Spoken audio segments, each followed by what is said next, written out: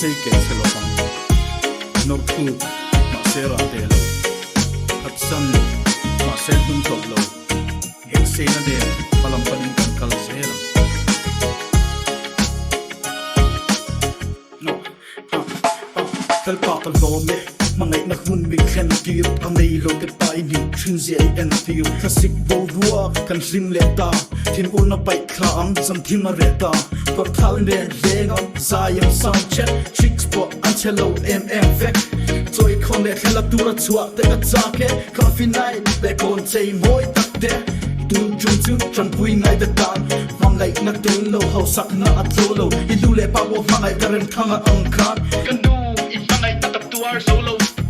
Jäger Hitsung itan tsok In hau na ode Roman nyri at tangse Ilfin na tura pian Tuka di sa kangte Hold hands Bela kiss le adamte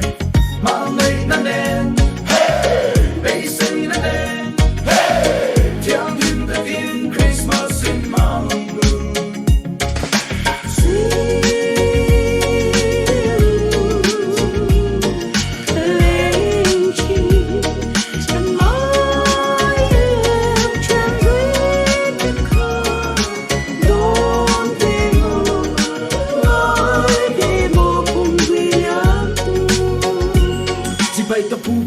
Trigger tu le mi thiam te dam lo te po lo dam sein hiam te kan ngai chin kan mangai kal ta te min ngai ve min mangai tu le fa te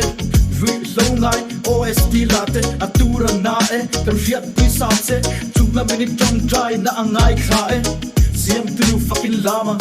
I put rit la khaan lam puya her sa nena pon swakin iban ka parla ko velo na na local pin de in dan angin ringla ti get la i vinna Mangay na nen hey